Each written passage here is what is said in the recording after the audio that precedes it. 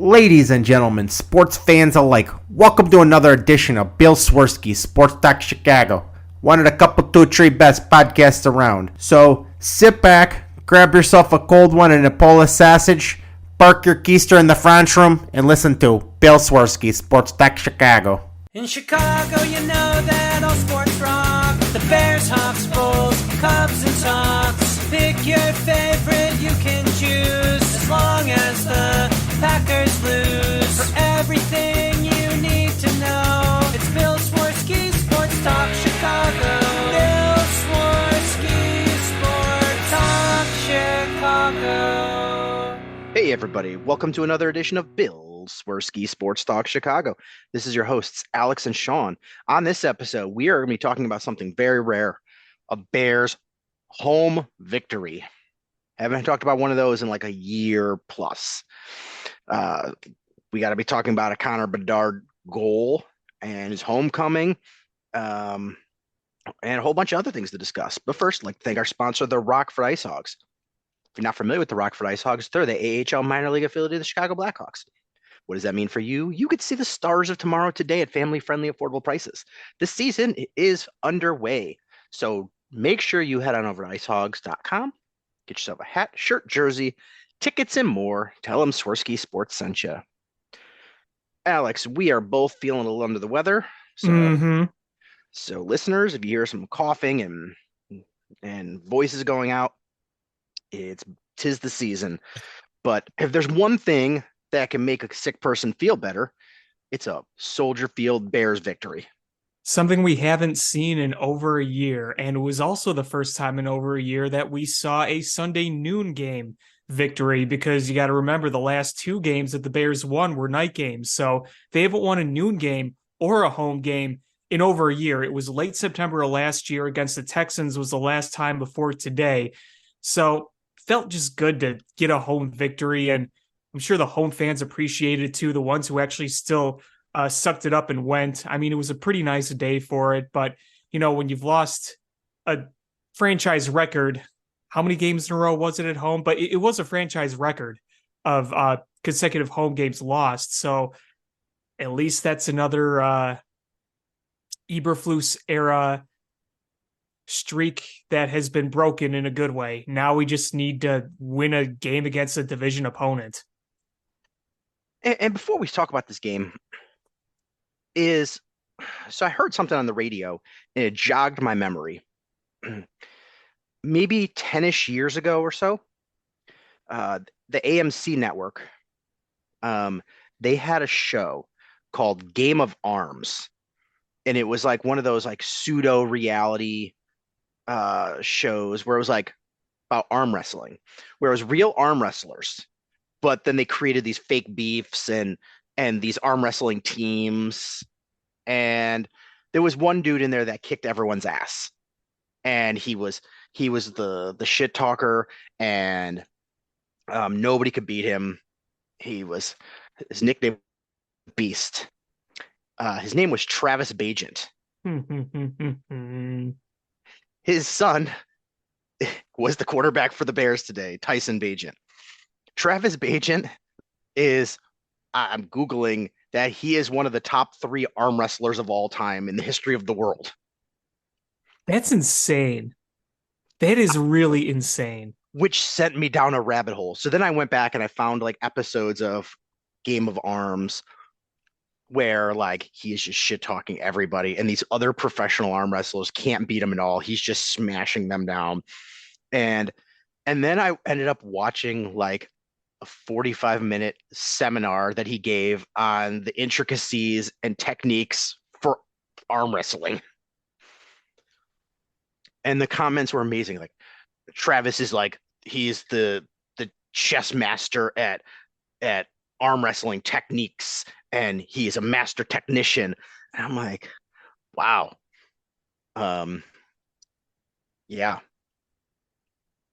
So there's that.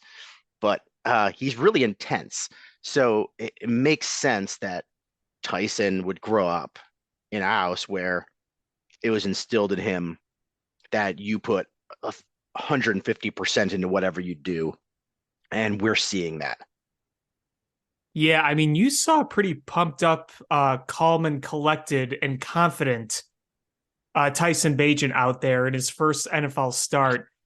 You can definitely tell early on that when he was moving the ball down the field, he was signaling to the crowd, like, kind of get into this, and the crowd did. I mean, he was feeling it out there, and hey, he's a D2 undrafted rookie who went out, played an NFL game, and helped them get a win. And listen, we can realistically look at Tyson Bagent's game today. We can put it in the context of what we know this is.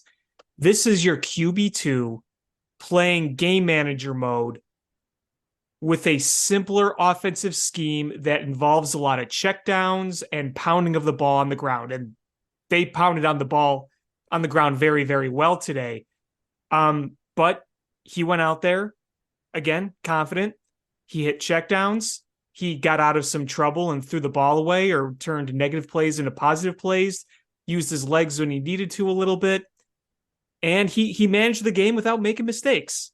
And for an undrafted D2 rookie to do that in the NFL, not a lot of people can say that. So you got to give him a lot of props. You could also give him the context of saying, hey, you played like a really good QB2 out there. We weren't looking at a QB1 throwing for 300 plus yards and 4 touchdown passes. We were looking at a player executing a simplified game plan and not making any big mistakes. And to me, that says, you know what? I think this kid is fit for this league. And we could have a very good QB2 on our hands going forward. And I think that is a very realistic takeaway from this first game. Because, I'm not going to jump up and say, oh, QB1 of the future. No. But I think that he did enough today where you could say, you know what? Maybe he does have the moxie and the confidence and the skills to be in this league. I have a lot of thoughts. The first one is I see a lot of people being like, he's got no arm strength. And that may be true. I am just not finding the evidence for that. He threw at the combine. He was invited to the combine because he was so superior to every, like, D2 quarterbacks really don't get invited to the combine. No. He did get invited. And his velocity numbers on his passes were right on par with every quarterback that threw. Bryce Young didn't throw. Somebody else didn't throw. I think only 2 quarterbacks didn't throw that were invited. But his numbers were in line. So I'm not sure what this is being based on. I pulled his scouting reports. None of them talked about having a weak arm. He went to the Manning Passing Academy. No reports out of there of a weak arm.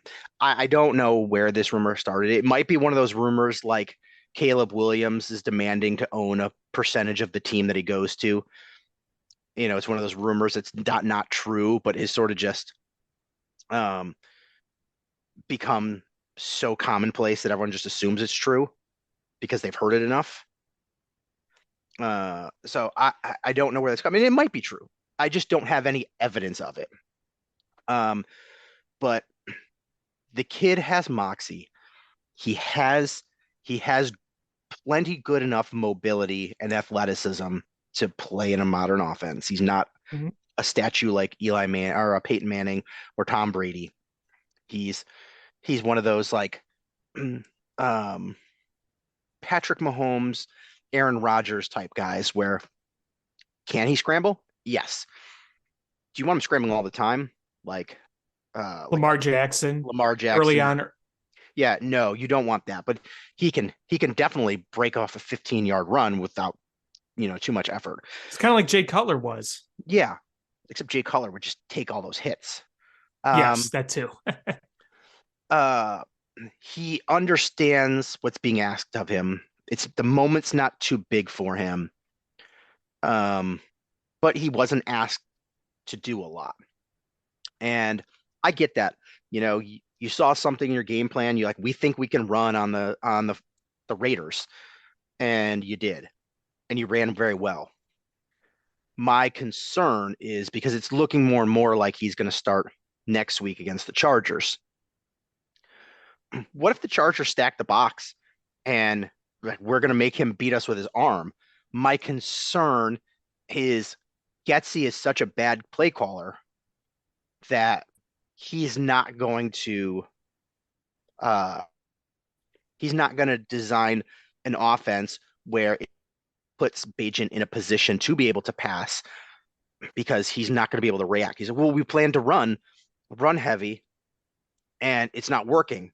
And then they're going to have to start calling these crazy plays where he calls the same play 3 times in a row. And I just don't want him to put Bagent in a bad position because he's a bad coach. And it's a legitimate worry about, Sunday night, because it's going to be a primetime game On the road. on the road. It's going to be Khalil Mack revenge game. I don't know if he's hurt or not. Yeah, I didn't even think about that. Khalil Mack revenge game, and it's the league has listened to, oh man, Tyson Bagent. Now I want to see him. They're going to tune in, and then Getsy's going to get him killed. My concern. No, I get that. I definitely get that. And you know what? If I was in another NFL team, I would be tempted to say, you know what? We are going to stack the box. We are going to make him beat him with his arm. I could totally see a team doing that.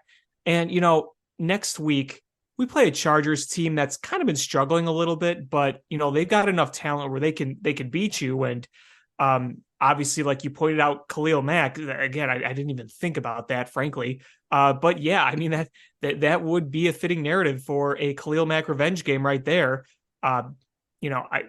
Assuming he's playing, I don't really follow the Chargers as closely. So Khalil Mack had that one crazy game a few weeks ago, but that's really all I've heard from him. But it'll be interesting because the only time we've seen Tyson Bagent play in regular season NFL games is at home. He made his debut playing against the Vikings at home, and then he made his first start at home against the Raiders. Now he's potentially playing for the first time under the lights of another stadium. Now, there's probably going to be a lot of Bears fans there in Los Angeles, but you're still playing on the road in another environment. So, you know what? It's a concern, but I'm also intrigued to see how it translates over. Is it going to be better? Is it going to be worse? Is it going to be about the same? It would be curious to see them, maybe call a bit more with Bagent's arm. I mean, because, here's the thing. I'm not really concerned about wins or losses at this point. Like, I want to win, but I'm not worried about winning or losing the game with Bagent. But I think, to your point, your concern is more about Bagent himself and the actual game results. Yeah, I'm not concerned about Bagent. I'm concerned about the offensive game plan that's going to be put in against the Chargers is going to handcuff him. Like Getsy has handcuffed Justin Fields. And, today they did things that protected Bagent. And luckily, the run game was great. Yes, it was. I mean, D'Onta Foreman was incredibly efficient today, which does piss me off a little bit because, of course, I freaking had him on my bench in fantasy. Yeah, I'm still salty about that. But from a Bears perspective, I've really enjoyed watching D'Onta Foreman play when he has. And, you remember going to the season, there was an argument that he would even be maybe running back one because of experience, but he ended up being a healthy scratch for a number of games. And now with both Roschon and Herbert out, this has been his chance to, make himself known again because he was a fairly reputable back before. He's been around a few years, kind of playing and showing him, hey, remember, I'm a veteran. This is what I have. And he's done that. He really has. Yeah, I mean, this is the guy that we thought we were getting, where he hits that hole and then he's going to carry defenders for 4, 5, 6 yards. And he did that today. He just and when he couldn't carry him, he hurdled him. Yeah. He played an excellent game, and I loved it. Loved every second of it. And I'm gonna take a guess. Roschon's probably back next week because he had a concussion, and it's been that'll be what 3 weeks. I'm assuming he'll be back. If he's Um, not, then it is going to be a little concerning. yes, if he's not, Herbert is. I don't know when he's eligible next. When's he eligible to return? Well, he's on IR, so we're not going to see him. Yeah, next but I week. don't remember when they put him on. Is this the It second was game? It was the Washington game. He got hurt. Okay. All right. So So he's not got last 4 week, weeks. but the week before. Okay, so he's got 2 more weeks. Yeah. Um, and but I like Darrington Evans. I think he's a nice change of pace from Deontay Foreman, but it would be nice to have Roshan Johnson back because he's a far superior running back. But yeah, I mean, I I just think that you're going to have to go into this Chargers game. Not saying the Chargers are world beaters, but I think you're going to have a more balanced attack in order to beat them. I agree. I agree. I mean, here's the thing. We can talk about this a little bit too, right? Despite coming into this game 3-3, the Raiders they're a mess. Yeah, the Raiders are a hot mess. I mean, their coach has to be worried about his job security. McDaniels has just like failed up, it seems like. I mean, that's the Bill Belichick effect. Is Bill Belichick has no coaching tree. Remember Matt Patricia in Detroit? He was terrible. Yeah. I mean, embarrassment. But Bill Belichick doesn't have a coaching tree. It's been him, and he is part of somebody else's tree. He's part of the Bill Parcells tree. And they just you have other coaches like the Shanahan tree. You have a bunch of who's the guy was in Green Bay, where the Andy Reid came from his tree. He kind of looked like Andy Reid, Mike Holmgren. You have all these guys that just have a tree where you've seen numerous coaches come in and succeed. And Josh McDaniel has been the beneficiary of playing on a Bill Belichick coach team with Tom Brady. And he's not a good coach. No. And I mean, you saw the team today. Obviously, you didn't have your starting quarterback, but Jimmy G, I don't think has been a world beater either. But former Bear legend Brian Hoyer, he's got to be done, right? He's old and just not good anymore. I mean, especially at the end there when you saw him throw the pick six, you're just like, yeesh, no bueno. But you know what? They came in 3-3, and the Bears took care of business, and you did it in a smart way. You went out there, pounded the football, and the great thing about some of those drives the Bears had pounding the football is it ate up so much clock. That was huge. That was huge to keep that defense fresh and take away possessions from the Raiders offense. It was huge. And the longer that offense stays out on the field, especially when you're running the ball, your offensive line usually gets more dominant over the defensive line because that defensive line just gets tired. And the Bears were able to do that. Good move. Tevin Jenkins on the right side with Darnell Wright, and you form a formidable right side to run behind.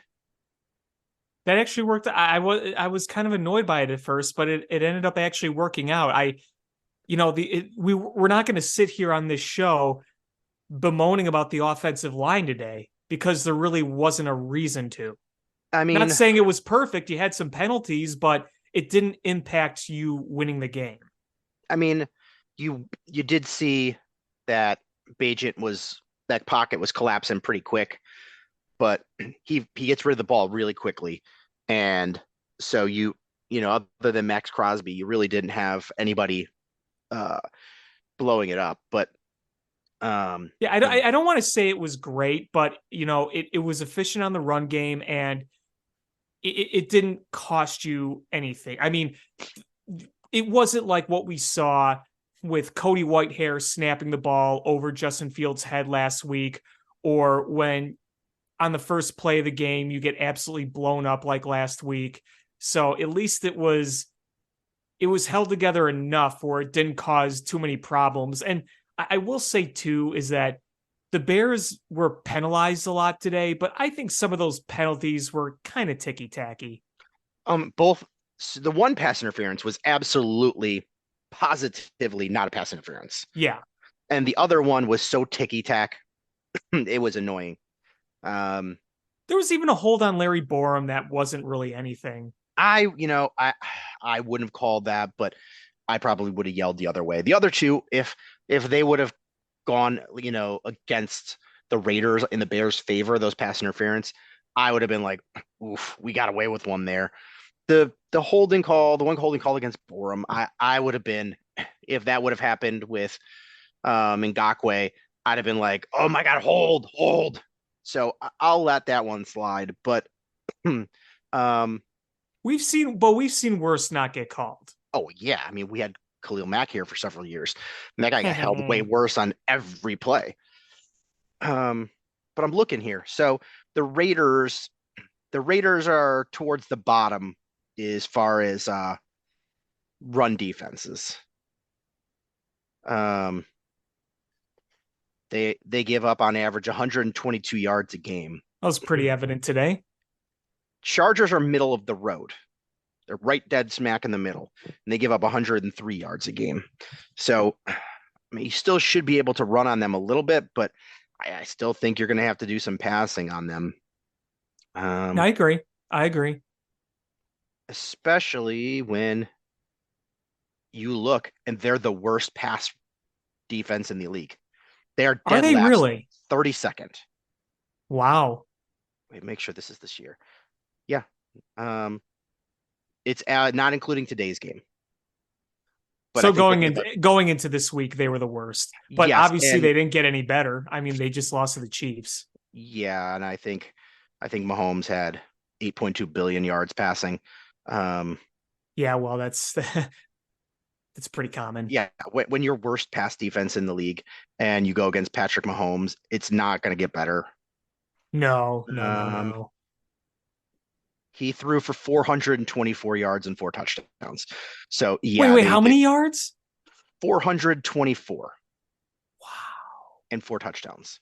So yeah, I'm going to safely assume that passing rank is going to stay the same, aka the worst for the Chargers. Yeah, so I think we're going to have to take advantage there. Yeah, wow. You know what else crazy?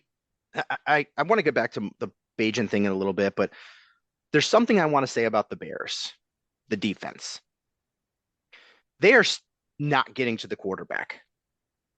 They're still not getting to the quarterback. But there's one thing I said going into the season that said, I don't think the pass rush is going to be that much better this year, maybe a little bit more than last year, which a little bit, a quarter of a step. But I said, if the Bears can shore up that run defense, this might be a halfway decent defense. And the first couple weeks were atrocious.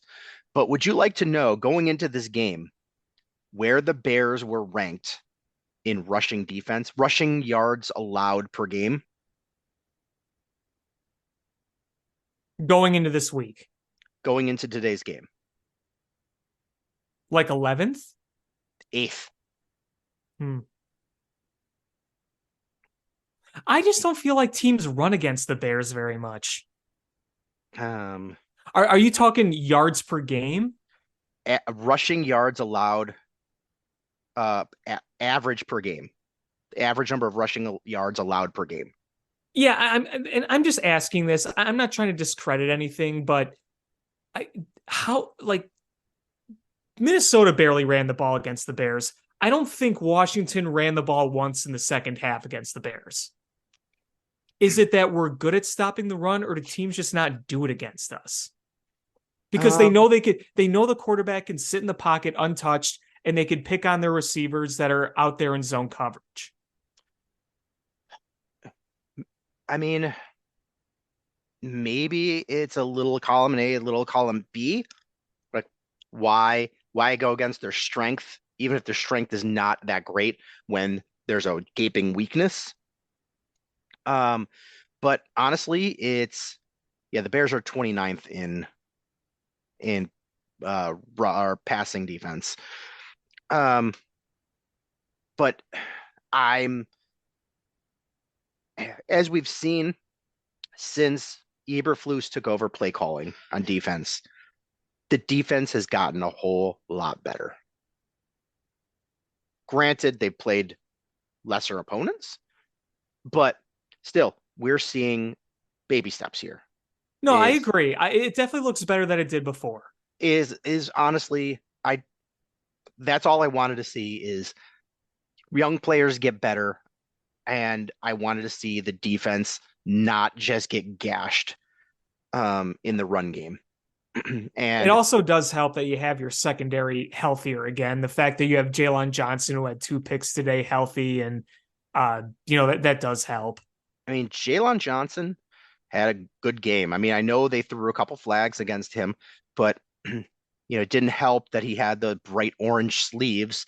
So anything he did was very evident. But he had a really good game. Yeah, I mean, that pick 6 all but sealed the game. But that's what I wanted to see is, if you stop the run, you force them to pass more, and you give opportunities for your young defensive backs to make plays. And we're starting to see that is they're not getting these gashing runs, they're setting up third and mediums, third and longs, and these young defenders are growing into their cleats, and you're starting to see them make play breakups. Now you're starting to see interceptions, and interceptions are a lot like home runs. They come in bunches. Yeah, I mean, you had 3 today. You had Tremaine Edmonds had the first one, and then you had the ones by Jalen Johnson. Brisker almost had a pick 6. He really should have come up with that. He should have, yeah. I was about to say there should have been 4. Yeah.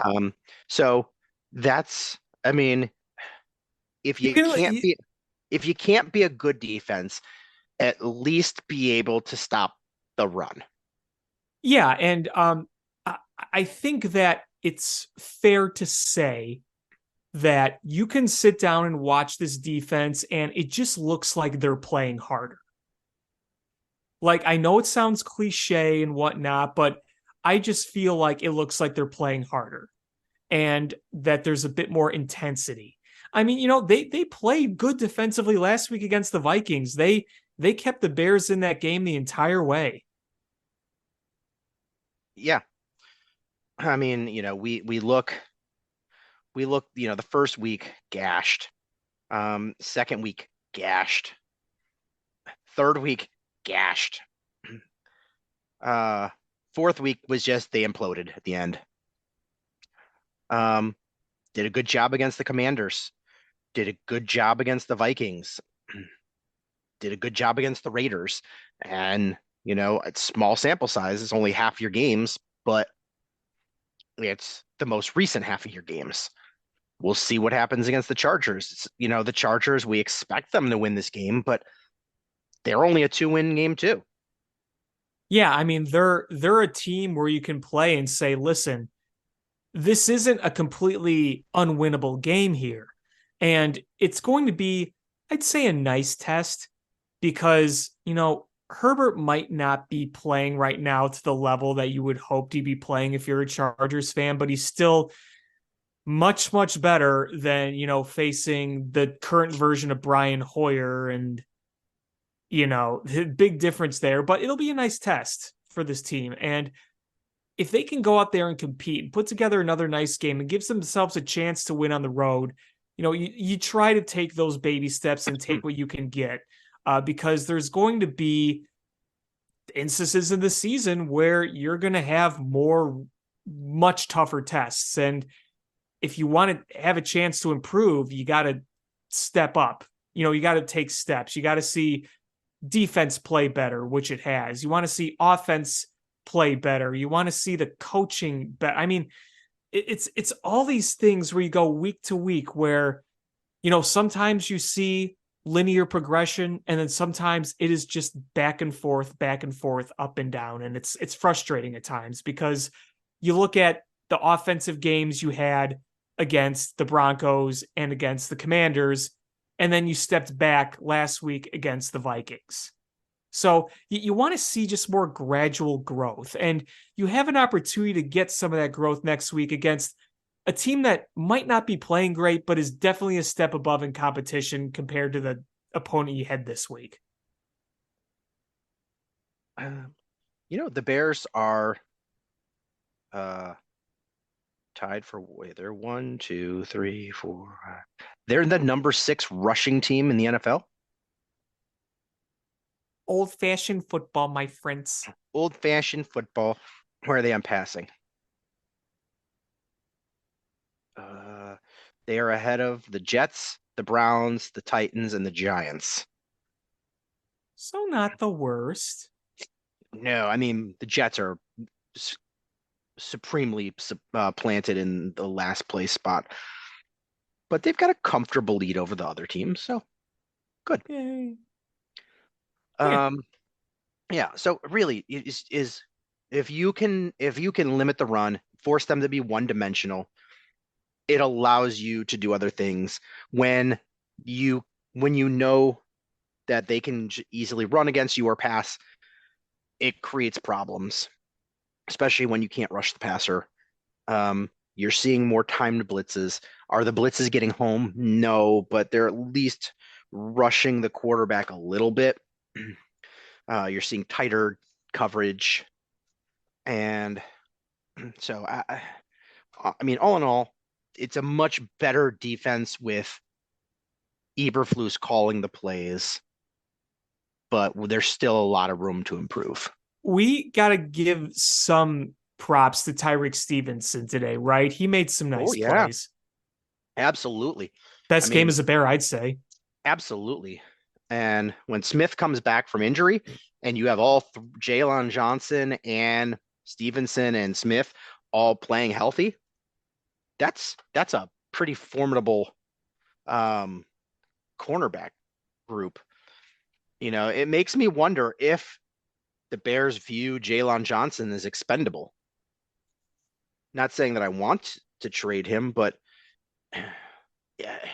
Despite him flashing after that touchdown, pay me my money. Yeah, I mean, you've got eventually got to pay somebody, but if you've got two guys in the wings that look really good, do you pony up $20 million a year for Jalen Johnson? I like him. I would love to see him here long term. It just gives you it's the injuries, man. That's what makes me wonder. It's the injuries, and it gives, but you as the Bears organization gain leverage because you're like, we don't need him. You could trade him. The trade deadline's in like what, 10 days? I think the trade deadline is too damn early in this league. Oh yeah. Yeah. You've got to make sure that it's not so late that you're like, is there some sort of collusion where, some shitty team is trading an awesome player, wink nod kind of thing to a really good team that they're buddies with, the GMs are buddies. You don't want anything like that. I have to say that it would, but if you get too late, but yeah, this is a little early. I think right around Thanksgiving would be a good time to have the trade deadline. I mean, let's see. You got 18-week season. I would say like week 11, which would be what's NFL week 11.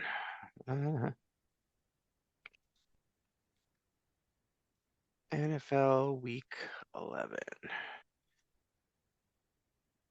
That would be November 19th. Yeah, right around Thanksgiving. Okay, that's not bad. Yeah, like the week before Thanksgiving. I'm cool with that.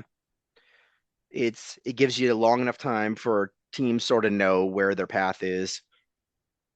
Allows a little more time for teams that are in the hunt to evaluate where they are with injuries or, the need for better play.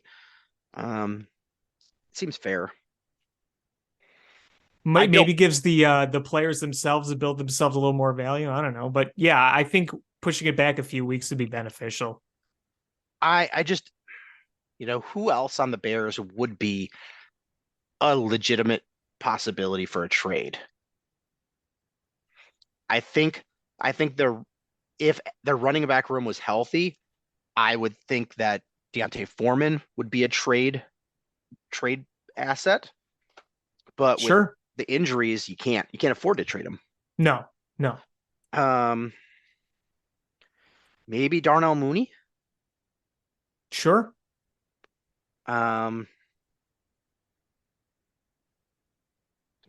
Nobody on offensive line. Defense, nobody on the defensive line. Not going to trade the linebackers. Then Jalen Johnson. That's really it. Someone want to take Eddie Jackson off our hands? That was going to be a point I was going to bring up later, but let's get to it. There's 0% chance Eddie Jackson is a Bear next year, right? Yeah, I think we're at the end. And probably Cody Whitehair too. Yeah. Um, would that now mean that everyone from the 2018 team is gone? Or do we still have the same long snapper? Unless we bring Robbie Gould back. He wasn't on 2018. Oh yeah, he was gone by then. Yeah, because Cody Parkey. Yeah. So yeah, I think we must add the same long snapper, right? Bears long snapper. Patrick Scales. Yeah, was he on that 2018 team? Yeah. Yep. So long snappers are people too. I know. Pat Manley. Patrick Manelli. Let's see. Old Bears. Let's look at the 2024 cap situation. Well, at least we know for one thing, it's not going to be Ryan Pace level bad. Oh no, the cap far from it. The cap far from it. Right now, for 2024, the Bears, as it currently stands, have over $110 million in cap space. That's a lot. Now, let's say they cut Eddie Jackson. And let's say they cut Cody Whitehair. That puts them at $132 million. $132 million. Give all that money to Tyson Bagent. You gain $22 million of cap space by cutting dead weight. Yeah, I mean, Eddie Jackson can't stay healthy, and I think we've seen the prime years come and go for Cody Whitehair. And even if he's still like an okay guard, it's replaceable. Oh, yeah. Especially for the money you're paying. Yeah, you can replace him. Then really that's it. Those are your cuts. I mean, as far as gaining cap space. I guess you could cut DeMarcus Walker. He hasn't really done anything, but that's not saving you a ton of space, a couple $1 million. But yeah, that's now the flip side. What if I'm going to throw this out there? Oh boy. What if the Bears are buyers?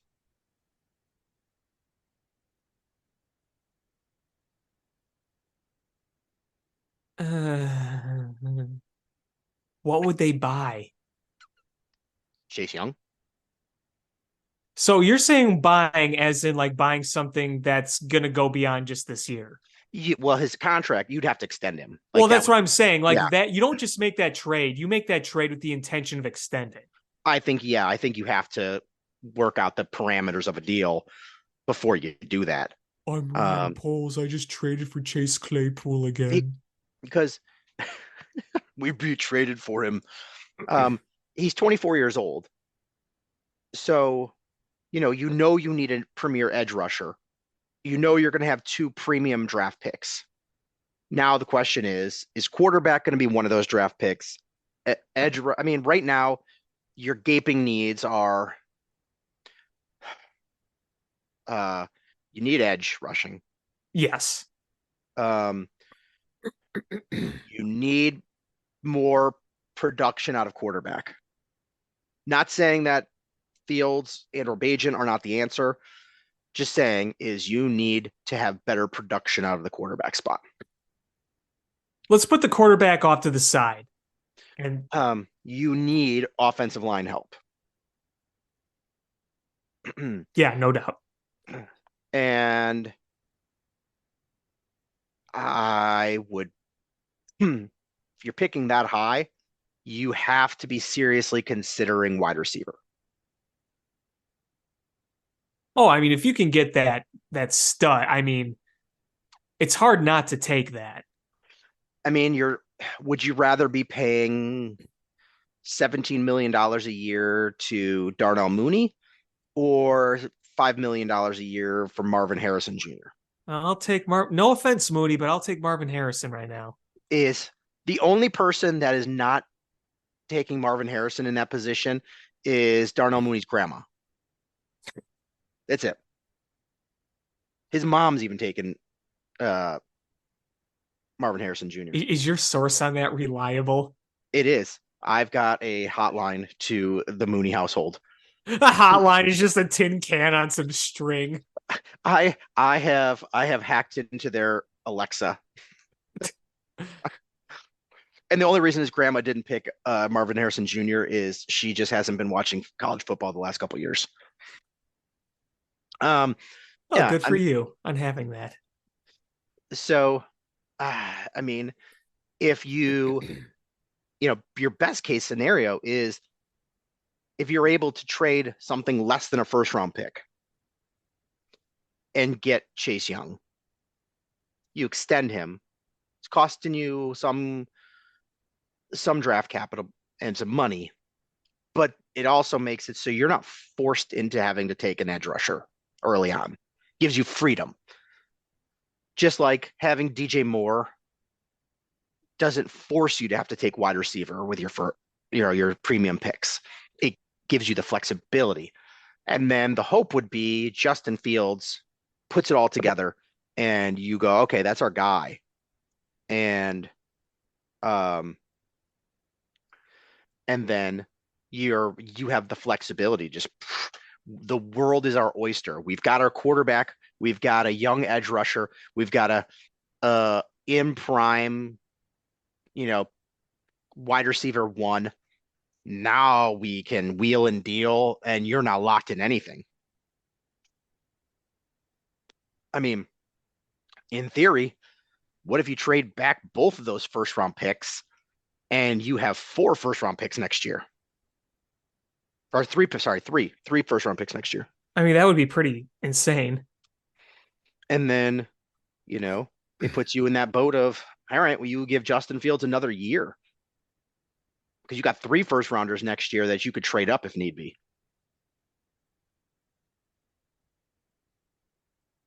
Just saying things. Going through every scenario. And, you got to when you're a Bears fan. Yeah.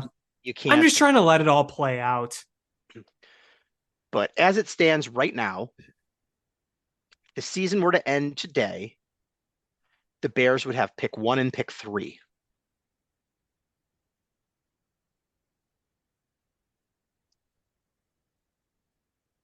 Arizona would have pick 2. I was hoping they would win today.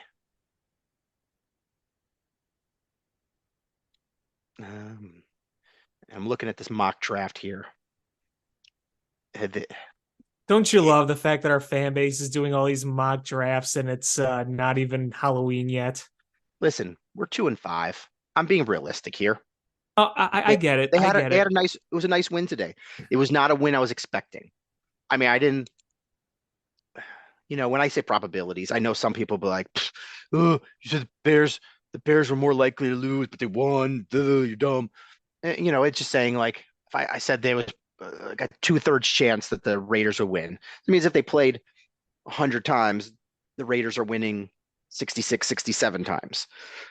That's what I'm saying. The Bears came in, they played a nice game, um, got that win, and it was huge. So kudos to them. And uh, the they've got they still got a lot of work ahead of them.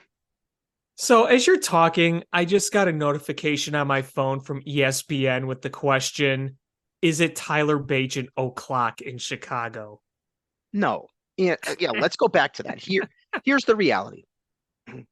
Am I saying that Tyson Bagent couldn't be the guy? And I know everybody just wants to write him off because he's undrafted.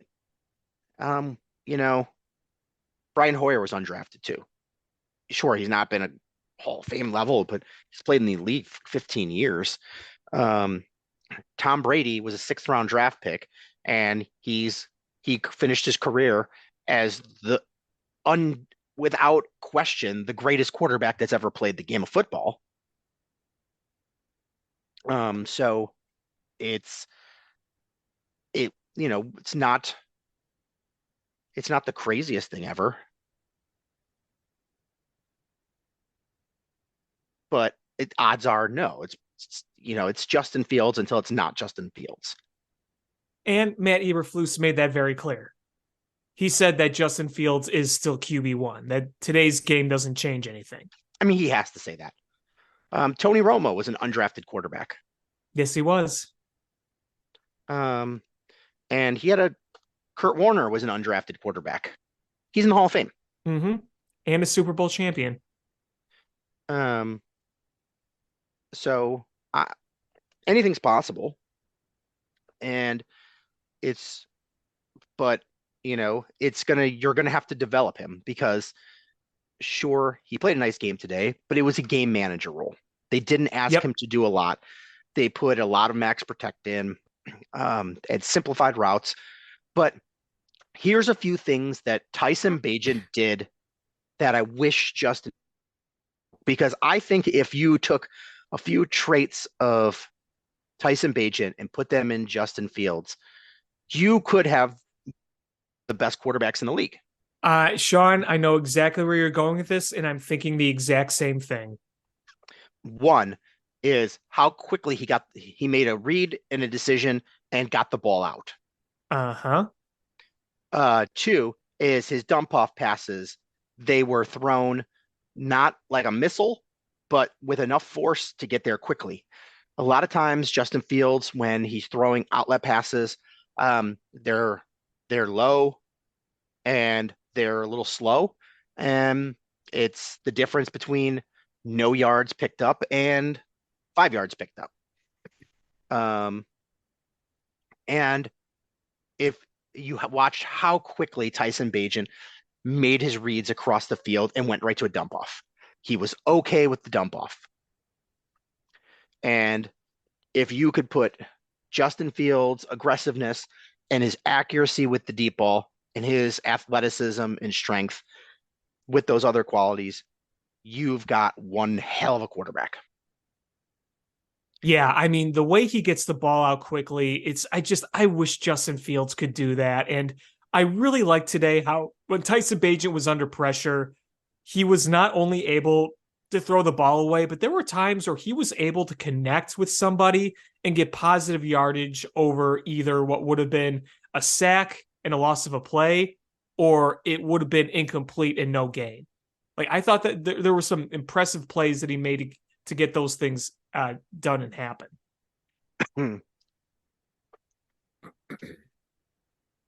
Warren Moon was also undrafted. I didn't know that. Yeah. So Kurt Warner and Warren Moon. And honestly, I think Warren Moon was the better quarterback between those two. I lived through both eras. Warren Moon was just absolutely amazing quarterback. Yeah, Warren Moon was good. And but that's you can't say that undrafted rookies can't come in. And I know Kurt Warner came, where do you play? North Iowa, Sisters of the Poor, something. I don't even know where Warren Moon went to college. That was a little bit before my time. Where'd he go? He went to West Los Angeles College. Oh, wait, hold on. Here we go. He attended 2 years at West Los Angeles College. And then he went to the University of Washington. Okay, so he went to a legit college for 2 years. Kurt Warner College. University of Northern Iowa. I was close. That's not a powerhouse school. So that's No, it's not. so yeah, I'm not gonna write off Tyson Bagent. I'm not anointing him either. Right. Right, exactly. I mean, that's all we're trying to do here is we're just trying to, stay within realism and not go too overboard while not, it's you take it 1 week at a time and you point out what he did this week and how he played. The approach was to be a game manager and he executed on that. I mean, it gives you the fact that he played well. If he plays again well next week, when you open the playbook up a little bit and give him a little more responsibility, then it gives you that flexibility to go, okay, we're not going to rush Justin Fields back. We're going to wait till he's legit 100%, not like 85 or something. Right. And, but I mean, there's definitely some concern from the coaching staff. And I'm going to point to 2 plays that make you go, why did they do that? And I'll give my rationale. The last play of the first half and the last play of the game. Who was quarterback? Nathan Peterman. Why?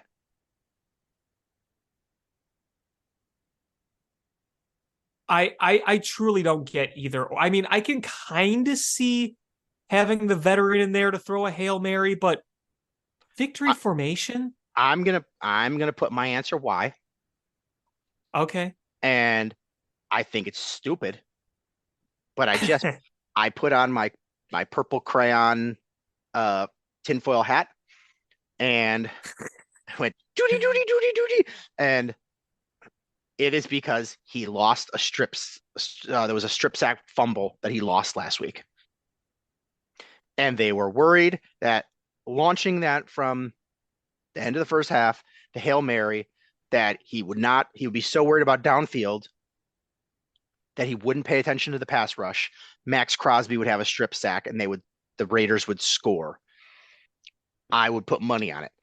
End of the half or the end of the game, I'm going to say the same thing. They didn't want to risk him trying to do something crazy and fumble the ball, fumble the snap. And they're like, we'll put the veteran in here. He can do it. I think both were stupid.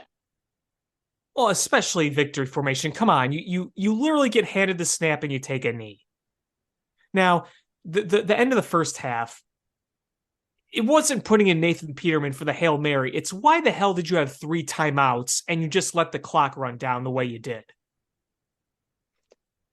Well, the clock management was mind-boggling right there. Okay. I just did not get it. I can defend it a little bit, but it's all right. I can explain it. I'm not going to defend it. Better way to phrase that. They were scared. They were scared the Raiders were going to get the ball and score. So they were like, oh, we're not going to do anything. If we call these timeouts, we're giving more time to the Raiders when we punt it or turn it over. Well, you weren't even in field goal range yet. Why not give yourself more time to at least get there? Because they were playing scared. We've said it how many times? This coaching staff coaches scared. They coach they do. Scared. They coach scared. And once they realize, oh, hey, we actually can get in there and Tyson Bagent can make these throws, crap. Now we wish we would have used those timeouts and had a little more time and been smarter about this. They coached scared, and that's exactly what happened. Is they were like, you know what, we don't want to do any favors to the Raiders and give them more time to go out on the score. We're going to run this clock down. And then they realized, ooh, that was we didn't trust our quarterback. And I think all three of those plays, the last two plays of each half, and the end of the drive at the end of the first half, all tell me that this coaching staff is scared to death of having Tyson Bagent as their starting quarterback for no reason. He's not giving you any reason to be, last week you had a play at the end of the game where he got intercepted when he got hit, couldn't step into the throw, got underthrown. Shit happens. He had the strip sack fumble. That's what young quarterbacks do. Name a young quarterback that doesn't play loosey-goosey with the ball and get sacked and lose it. Russell Wilson's 400 years old, and he's still struggling with that. So it's just the nature of the beast is you go, all right, those are learning opportunities. We put that on film. And did he have that problem today? Nope. Mm-mm. Nope. No interceptions, no close interceptions, and no fumbles. Played a clean game, made the throws he needed to make. Yeah, the Bears committed 0 turnovers today. That was really nice. Yeah,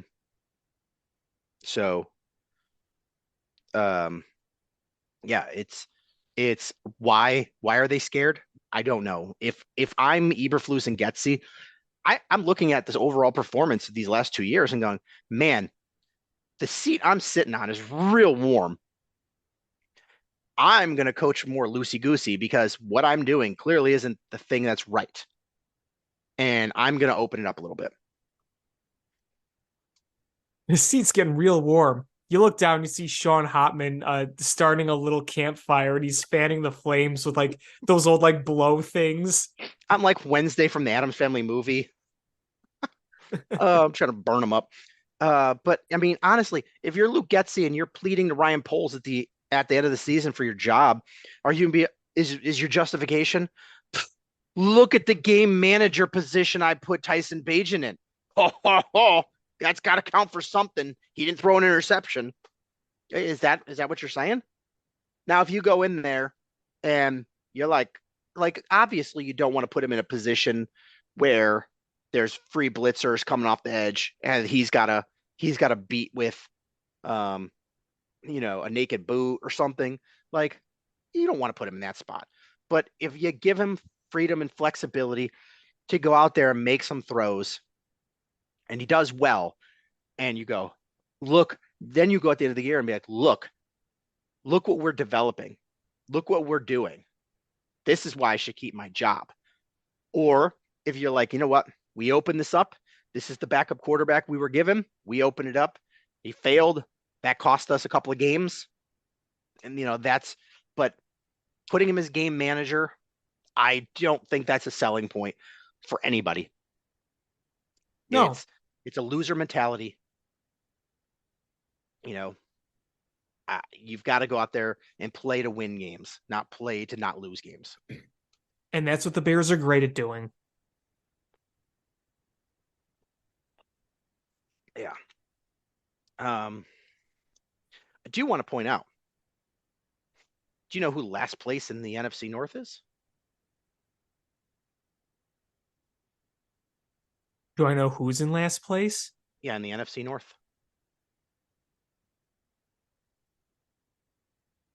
Wouldn't it still be us? But who is tied with us?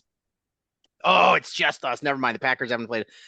I was going to say they have 4 losses now. I forgot that. All that build up. And all that build up and wonk wonk. You just got egged in the face. I know, but man, the Packers are 2-4. That's worth it. As long as they don't finish with like a shot at a top 3 pick. I don't think they will. I mean, they should have won today. They should have beat the Raiders. Let's see. They beat for their regular season here. They beat the Bears fair and square. They should have beat the Falcons. They should have beat the Raiders. They should have beat the Broncos. They're going to win a few more games. I mean, I'm sure. Yeah. I mean, they should win a few more games. They've got the Vikings. I think they got the Vikings twice still. They've got the Rams and the Chargers and the Steelers. The Giants and the Panthers and the Bears. So they've got a bunch of wins still left on that. It's playing into what I want. I want them to be bad, but not so bad that they give up on Jordan Love. Just bad enough where they're like, man, we got to give him another year. We got to give him another year to see if he can get better. And then they're never so bad that they can just get that top draft pick. I want them to become the Bears. I'm with you. So that's what I want. What else with this game? I don't like Cody Whitehair, period. Larry, it's tough to gauge this offensive line because we're on our ninth offensive line combination this year. It's like spinning the wheel. Yeah, and they keep having to make two moves for one move.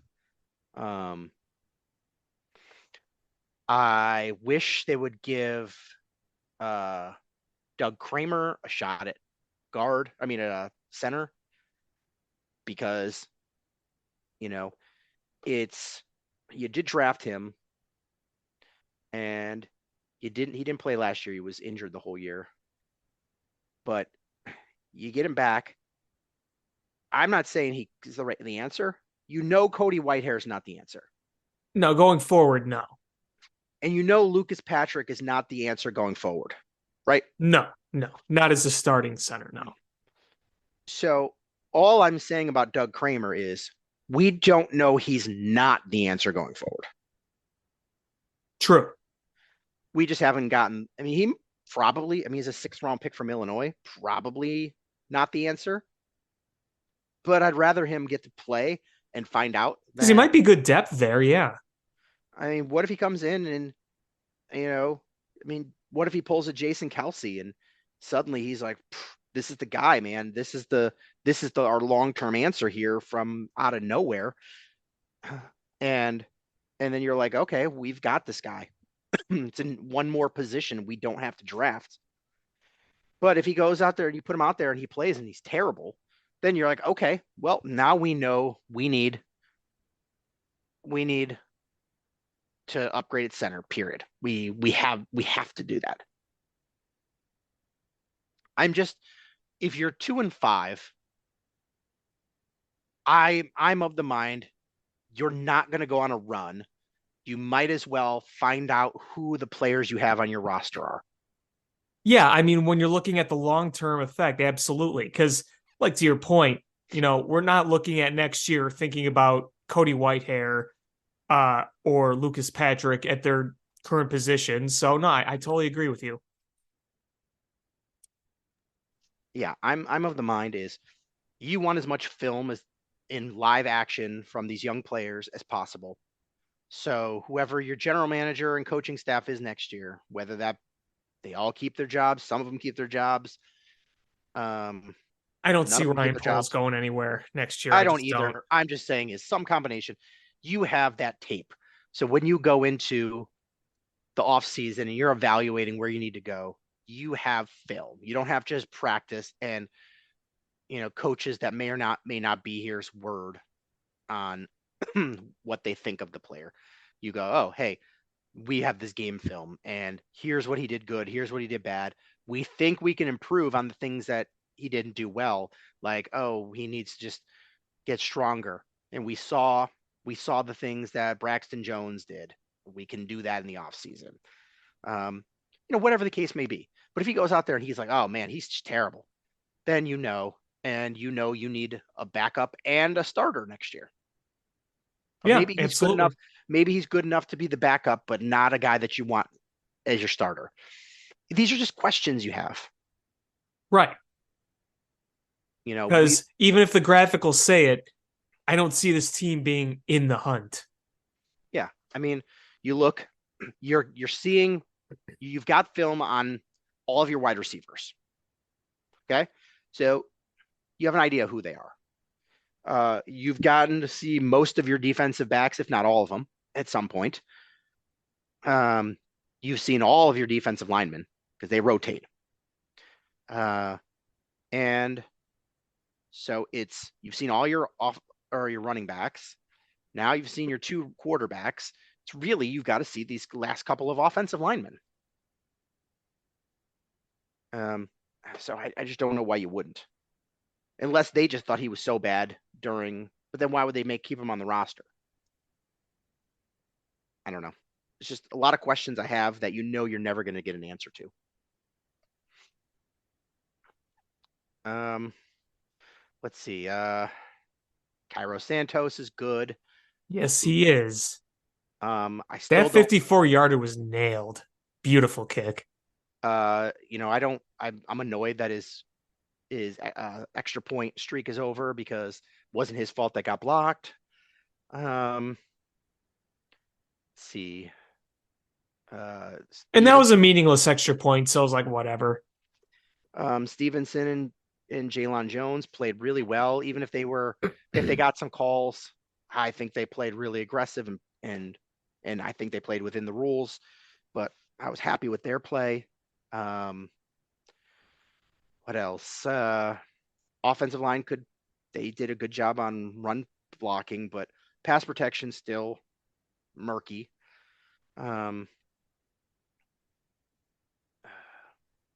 Yeah. Not much from the tight ends on National Tight Ends Day, but hey, Mercedes Lewis made a catch today. He did. We got a Mercedes Lewis signing.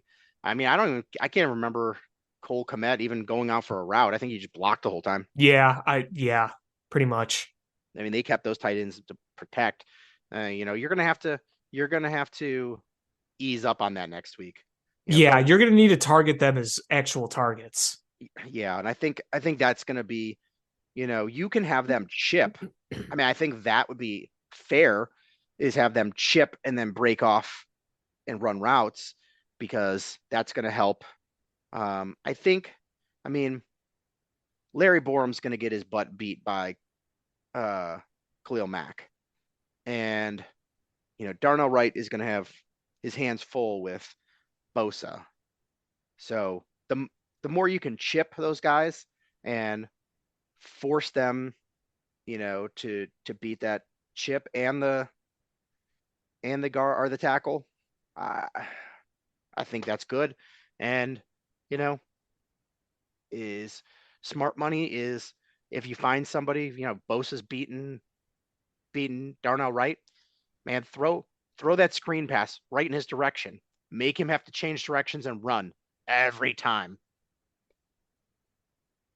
That's, if you can't. That is going to be a tough test. The good thing is their pass defense is terrible.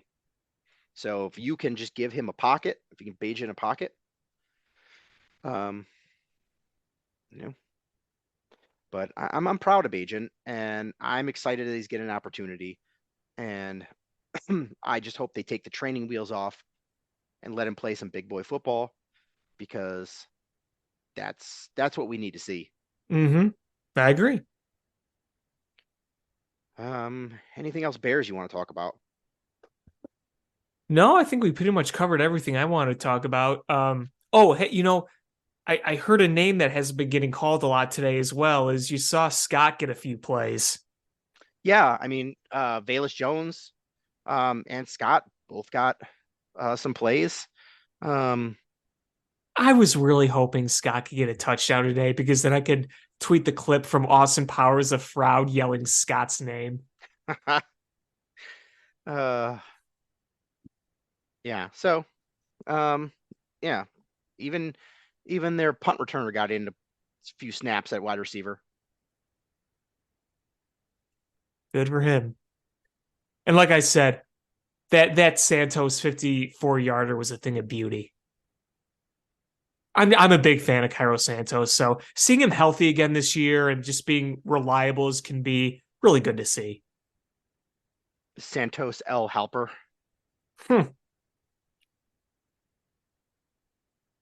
All right, where should we go from here?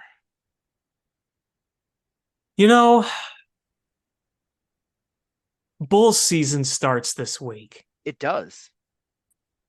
It does indeed. So they open what at home against Oklahoma City? Yes. Yep. How do you feel? Just tell me honestly, how do you feel?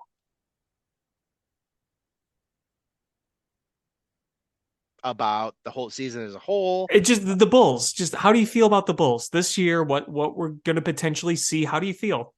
Um, I mean, if and this is we keep saying this every year, if Kobe White and Pat Williams take step forward, then maybe they've got a shot at one of those like mid tiers.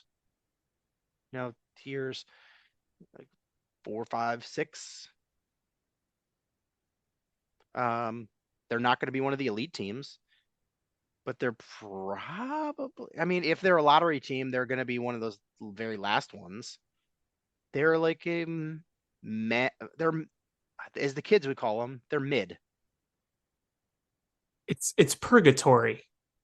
It kind of is. It's the absolute definition of purgatory.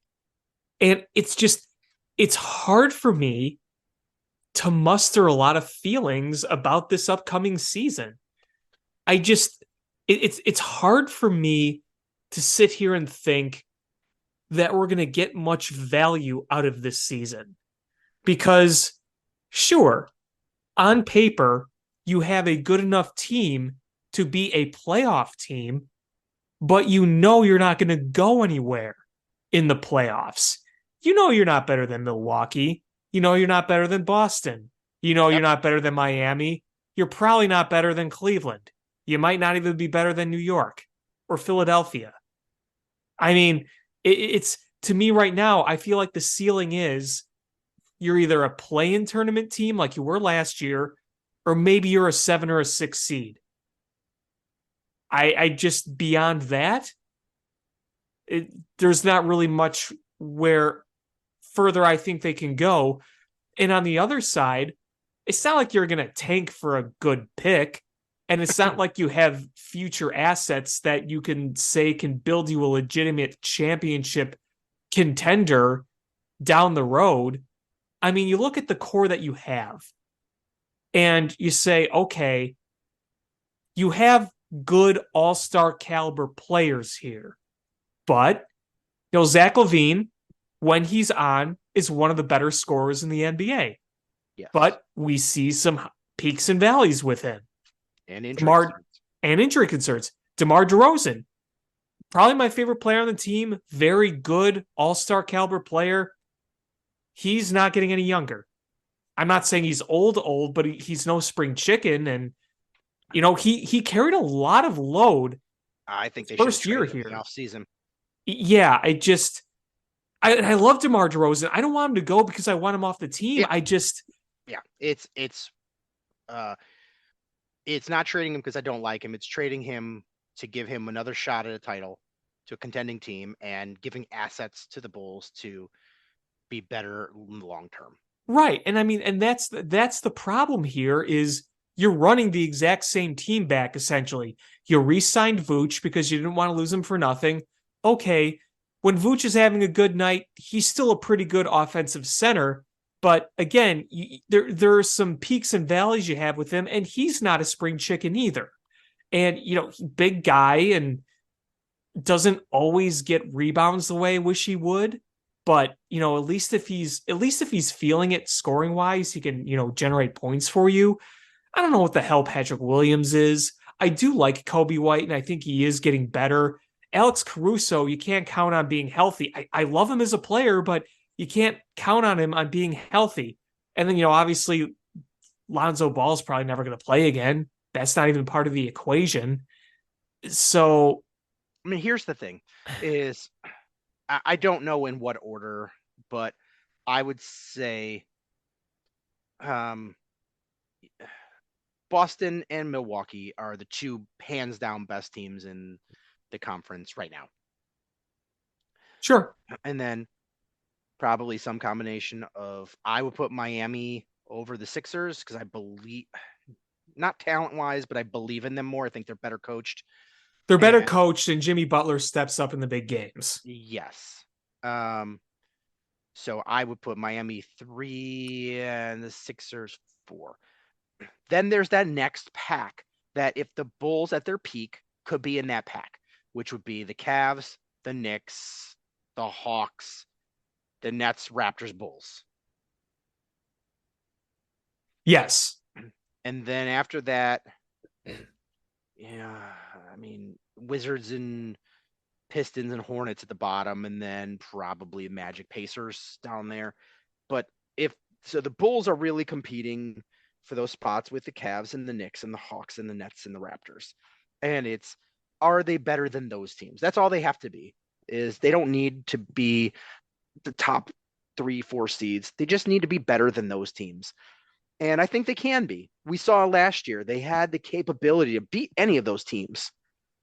It's just the Bulls' problem last year and the year before is just injuries and inconsistencies. And that's how do you make a team more consistent? I like the pickups of Torrey Craig.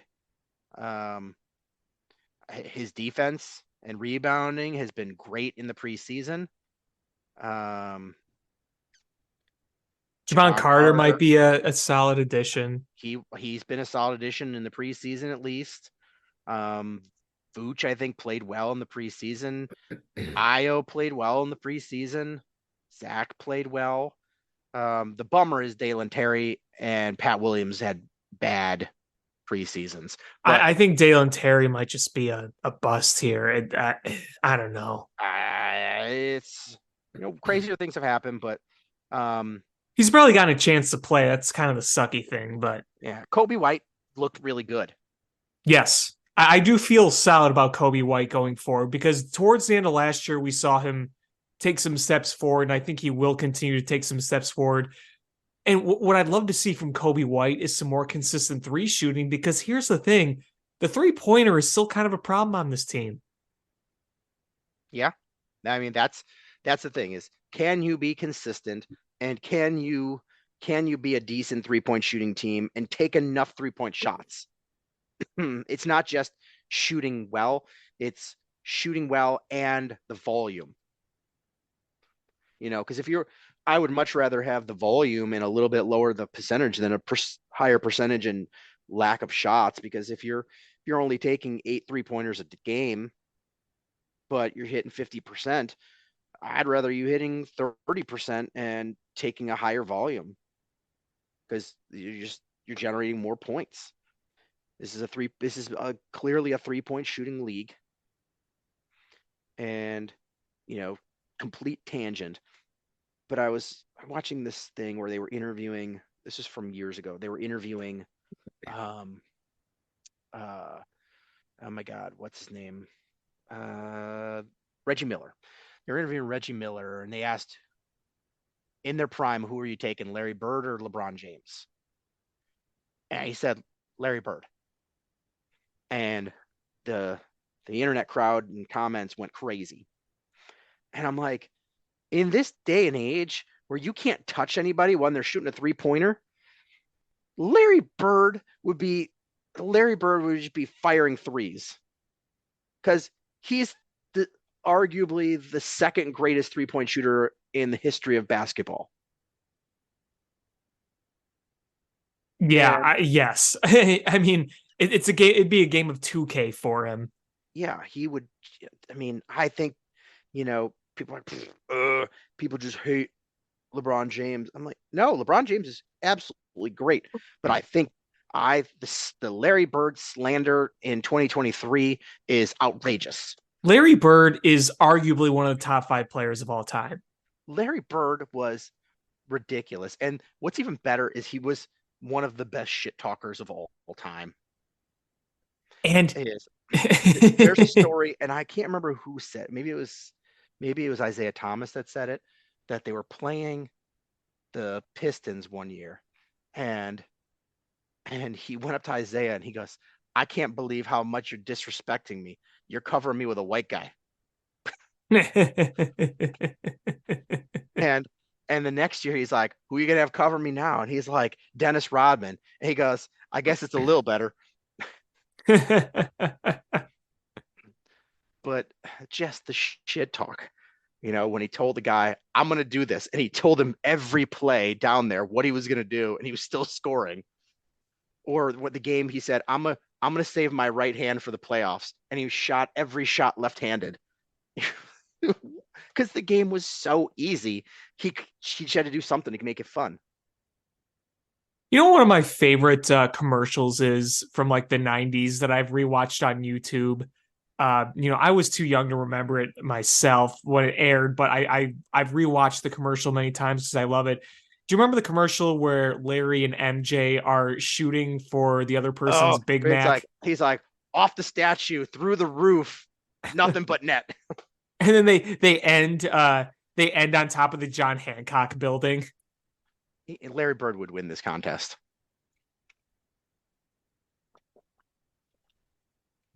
And I took that personally.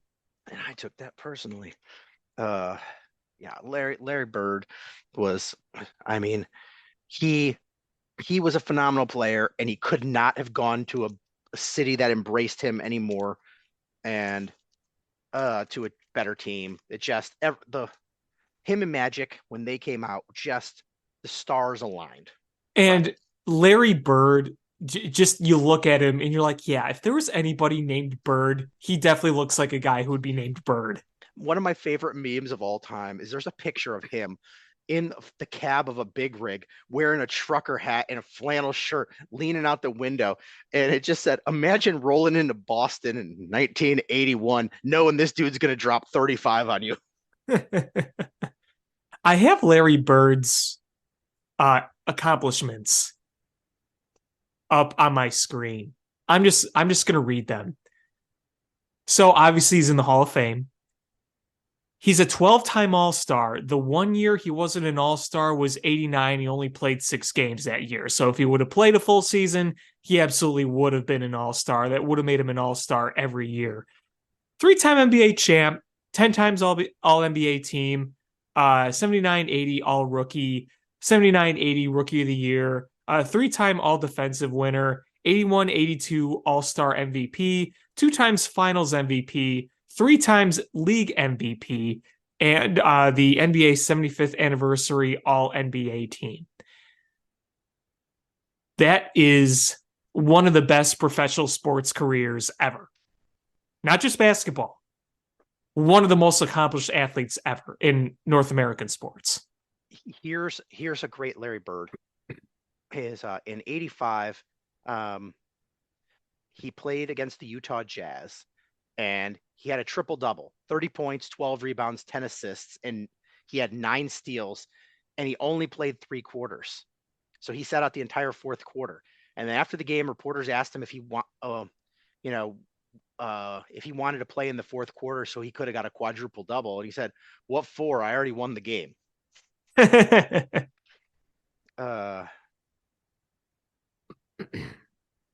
So it's just, the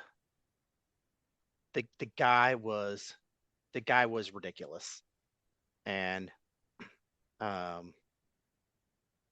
you just go, for anybody that didn't live through the Larry Bird era, go and just watch YouTube clips of him and listen to the people that played against him talk about him. They all hated that he was so good. They would have loved to have been able to shit on Larry Bird. Nobody was just like, oh, we're just going to praise him for no reason. They all would love to have, ripped off his head and shit down his throat. They couldn't, because they knew how good he was. And he was an amazing passer, and he was an amazing shooter, and he was not afraid to fight. And he was a shit talker. Like elite level shit talker. And I don't know if you watched, was that show called like Winning Time, the Magic Johnson show on HBO? Mm-hmm. Is they overstated. I mean, what a jerk Larry Bird could come off as, but they portrayed it well, that like he lived rent free in players' heads. and he lived rent free in Magic Johnson's head. And Magic Johnson is arguably a top 5 player of all time too. No, And, absolutely. and those two are forever linked. And the thing I love is everybody thought they hated each other. And Magic didn't hate Larry, but he thought Larry hated him. And what was the story is they were supposed to do a commercial together at parents' house. And he's like, my mom made lunch. Come on in and eat. And he's like, I hate to tell this to you, Magic. He's like, Mom, tell him who your favorite player is. And she goes, Magic Johnson. And they realized that they didn't hate each other, that they've been like good friends. It's a cool story. But yeah, Larry Bird, man. I don't know how we got in. 3-point shooting. Yeah, That's how we got on a tangent on Larry Bird. yeah. I just wish the Bulls could shoot more threes and better threes. Don't we all? And I wish we could have had Victor Wembanyama. Imagine if we would have got Bedard and Wembanyama. Man, the rest of the league would just be so mad at the whole city of Chicago. Oh, I know. I know. Yeah. Anything else on the Bulls? Nah, I'd love to see them come out hot. You know, everyone healthy, everyone playing to the back of their card. Really, really, really love to see that. But we'll see. Yeah. I mean, I think Kobe White's going to be their breakout star of this season. Or breakout player. Sorry, the breakout player. Kind of what I'm hoping for. I have a Kobe White jersey, so give it to me. All right. Blackhawks? Yee. I mean, I think this team is exactly where I hope they would be. Or, I mean, you always hope that they're unbeaten, but realistically hope they would be. Where they're playing competitively. They've got some wins under their belts. They've had a tough stretch where they played some really good teams on the road. And that tough stretch is going to continue. Yeah, that tough stretch continues for the rest of the month for the most part. And they've played okay. They've played okay. You can't. I mean, that game in Colorado, that was just the very definition of you were completely outmatched. Yeah, but I mean, I think Colorado is that's an elite team. Oh, they're one of the best teams in hockey. I mean, they're completely outmatching the Hawks. Yeah, you got outmatched there. You had the Golden Knights are the reigning champions, and you had some really good moments against them. Hey, it was tied going to the third period, and you had some chances to take the lead, but then they kind of took over in that third period. Yeah, it's just, but you hung strong, and that's really what I want to see. Is, I mean, the Maple Leafs are a really good team. You expect, and they dominated them. So they've played. They haven't quit in any game. No.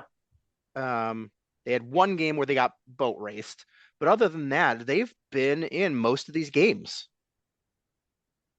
I'm trying to think. They beat the Penguins. Bruins, that was a tough one. They should have won that Montreal game. They did win against Maple Leafs. The Maple Leafs win was a very nice, well-played game. Yeah. Avalanche got boat raced, and there was no quitting them against the Golden Knights. There's just a better team, and the Blackhawks are going to get there. I mean, you're going to lose a lot of games like that this year. I mean, how many young defensemen are you playing? You're playing a bunch of young players, journeyman players, and you're making it work. I mean, even your goalie, journeyman, young player.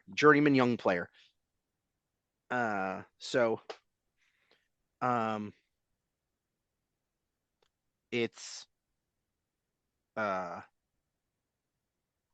you can't be mad. And I mean, even the game against the Avalanche, Mrazek gave up 4 goals, but he stood on his head. It could have been worse. Yeah, absolutely. But I'm happy with the progress we're seeing and the resiliency. And, sure, there's some things that they need to clean up, with the power play. They've got to stop giving up shorthanded chances. That's been an Achilles heel. Yeah, that's been rough. And that's just young players. You get better. I think their power play lineup could get tweaked a little bit. They're getting better at the face-off dot, but that's obviously something they need to work on. So I think Yeah, as a team, that's a big work in progress with Bedard, and he'd be the first one to tell you that. yeah. And I think as a team, they're like 42%. So it's not horrendous, but it's definitely not good by any stretch. But you see where you need to get better, and you just work on it. It's not, there's a difference between seeing a team like last year. We just watched and like, man, this is bad. This is tough to watch. This is bad. This is not tough to watch. It's not tough to watch because you see so many good things. Even when a bad thing happens, you're like, I'm not screaming at my TV because I see the plan, and the plan looks like it's coming together. Yeah. B.A. Baracus is standing there going, I love it when a plan comes together. Bedard got a nice goal. And boy, did that place erupt. Yeah. Yep. So yeah, I'm happy with the Blackhawks play. And I think we're just scratching the surface of Bedard's talents.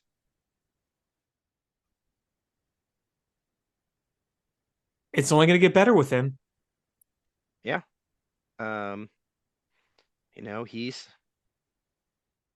He's almost a point a game player so far in the short season. Yeah, because his first 3 games, he had a point a game, and then he was obviously off the score sheet in Colorado, but here he was again, getting the goal within the first minute of the game. And what I love about him is he's just really humble. You Yeah. talk about it. He identifies where his lapses are. His defense got to get better.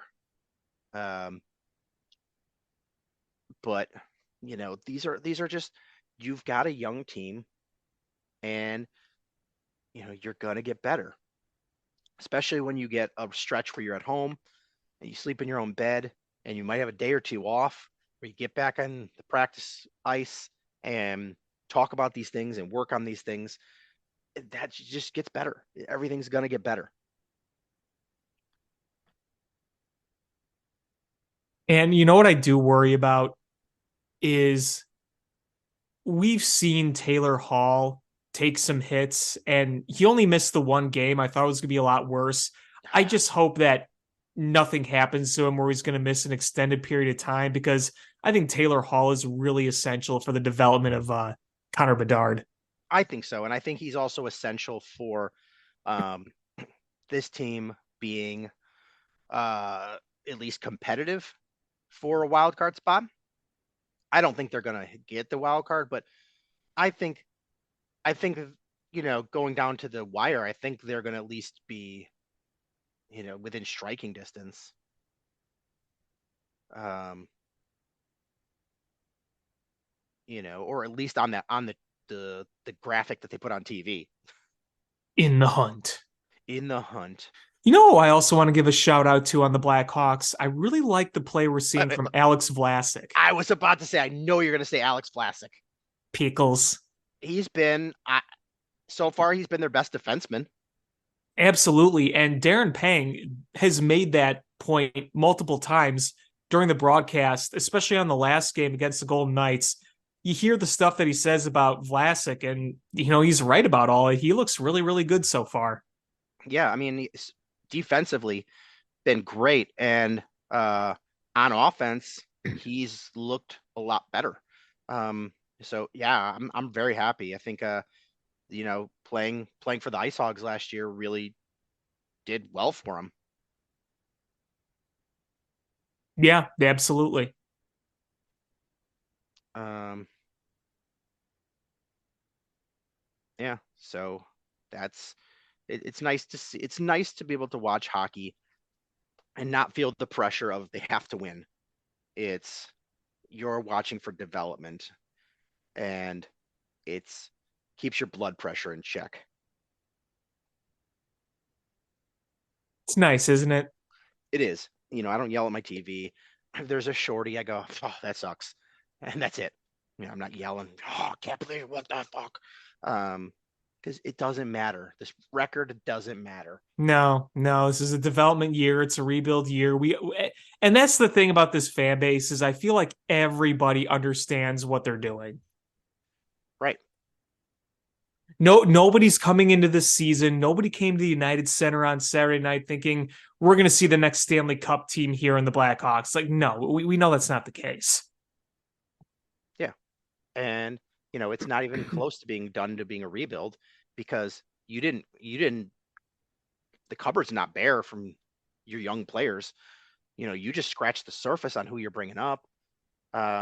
Plus, you've got 2 first rounders, 3 second rounders this year as currently.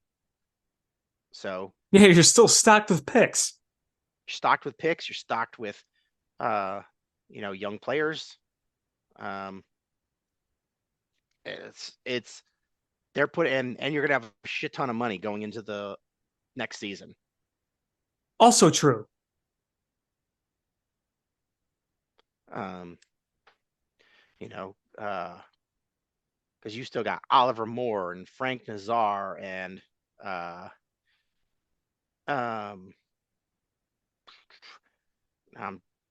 drawing blanks on names. You've got Wyatt Kaiser's up, but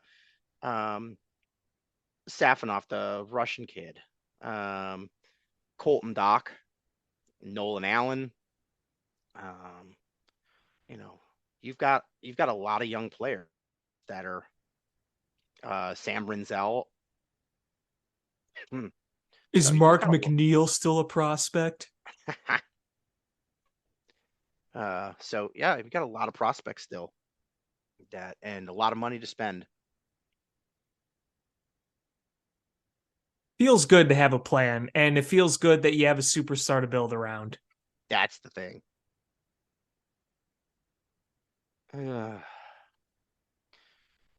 Anything baseball you want to talk? I don't really have anything, but I will say this. Happy anniversary to the Cubs 2016 pennant clincher. Yeah. Yep. It was too long ago. Yeah. Oh, though that actually does bring something. Did you hear the rumor? I did write about this for Cubby's Crib, but did you hear Bruce Levine say that the Cubs and Kyle Hendricks are working on an extension? That's not surprising. I'm not either. I mean, Jed Hoyer pretty much said they wanted to keep him around. Yeah, I mean, they've got the option, and I think that I'm going to guess, my guess, so the option's what, 16 and a half, 17? Yeah, 16, yeah. I'm going to guess the AAV is going to be lower on whatever deal. So I'm going to guess 2 years, 22, 24 million. I'm perfectly fine with that. And you know what? If he comes into the season, he's not going to have that pressure of being the opening day guy or the 1, 2, or 3 pitcher. He's going to be like your 5 veteran guy. So, I've been preaching that we need more swing and miss. We need more stuff on this pitching staff. But if he's your number 5 and he's still pitching efficient, I'll gladly take if he can give you what he gave you last year. Yeah. I mean, if you extend that out over a full season, if he would have been healthy the whole season and given you those numbers, Cubs make the postseason. Oh, sure. You think about how many games they just were stringing something together for a starting rotation or burning up bullpen.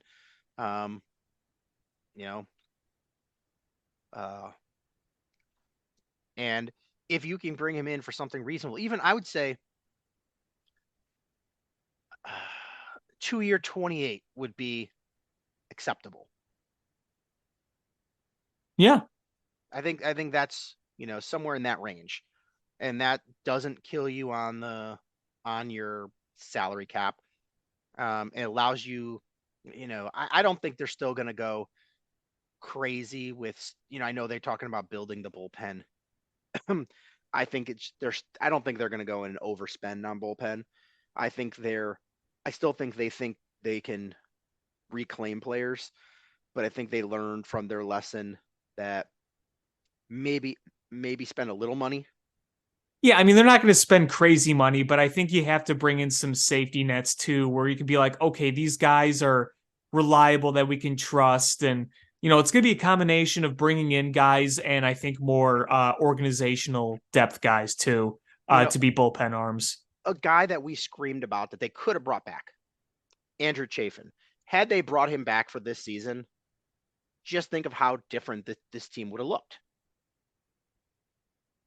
I think, you would have had and that's one guy you're spending some money on. I don't even think he made that much last year.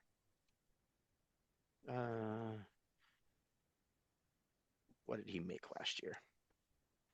6.25. And that's not that much. And,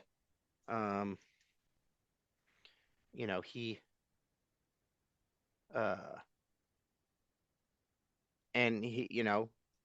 he's a good player. Yeah. And he's a lefty. Could have used that.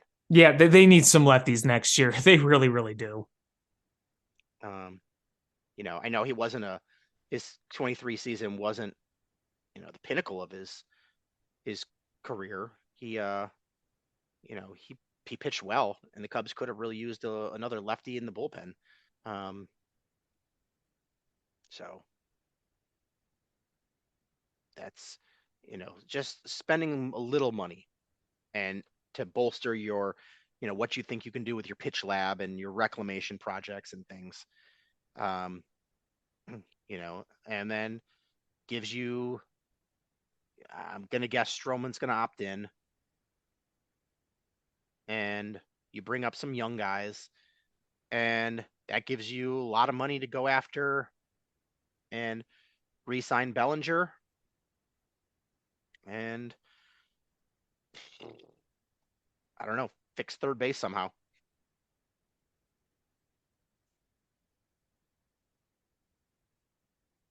Yeah, there's work to do. And I do think they're going to try to be aggressive with trades. So we'll see how it all works out. I'd love to be on the Shohei Ohtani train, but I just don't think that's going to happen. I don't think so. And honestly, if without him being able to pitch, I have a hard time justifying that salary that he's expected to get. Not saying he's not worth it. It's just when you commit that much money to one player, they'd better just carry your team. Because if not, you handcuff yourself of being able to add complementary players. Yeah, and this regime, I think they've made it clear that they want to bring in guys with a certain line drawn at years and expense. Though I think the big thing with them, I know it's easy for us to say, oh, they don't want to spend money. I really think it's the years on the contracts is what they're trying to avoid. Yeah. I mean, that's why I think Dansby Swanson worked out well for them, because it keeps them under that double-digit year range where you're getting a number of years, but you're not getting 10 plus years that like Xander Bogaerts got, or what Carlos Correa was going to get before the failed physicals, and what Trey Turner got. And I've heard rumors about the Cubs possibly being in on trading for Juan Soto. And if you're trading for somebody on the Padres, I would wait. Not shitting on Juan Soto, I would much rather try to trade for Manny Machado. No, that's not going to happen. I don't think so, but the contract's more manageable, and he could play third base. How about we just go back in time to 2018 and sign him? Yeah. I mean, the White Sox still wouldn't. Oh, we had a seat at the table. That was We had a seat at the table uh, when the first offer was us and 1 year for league minimum, and then he wanted more than that, so we bowed out. But we were at the table. and we didn't sell enough pumpkins at Gallagher, so we couldn't make it work either. We were at the table. Well, underneath the table, pooping in our depends. Like the dog from Christmas Vacation, always just yakking on a bone. Yeah. And then there's the White Sox. Really haven't heard anything from them. No. Like nothing. Nada.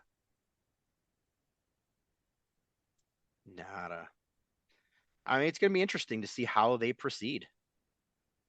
I mean, how much did Kenny and Rick handcuff them versus how much of it was ownership? We'll find out. The rumors are Chris Getz is going to be aggressive this offseason. We'll see. And by aggressive, are we talking aggressive by Jerry's definition or actually aggressive? Like what do we mean by aggressive? That remains to be seen. Are you going to pay Aaron Nola a lot of money? Absolutely not. Well, they're not going to be in on the Shohei Ohtani deal because Jerry Reinsdorf laughed at that notion. Yeah, it was the fact that you say out loud that you're not in on him is really obnoxious and annoying. Oh yeah, it's brutal. Like, why on earth would you say that out loud? And that's technically, I believe that's against the CBA. But no one's going to do anything to Jerry because it's Jerry. He wields too much power.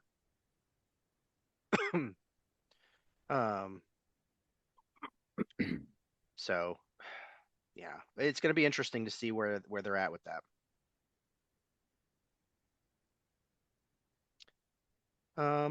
Anything else you want to talk about? No, I've said my piece, and thank you all for putting up with our voices. Oh, I know. I'm trying.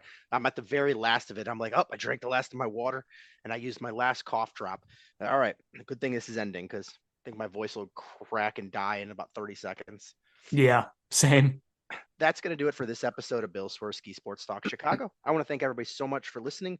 Please hit subscribe however you listen to podcasts, whether it's iTunes, Stitcher, YouTube, Google Play, Spotify. Share this podcast with your friends, we grow the show.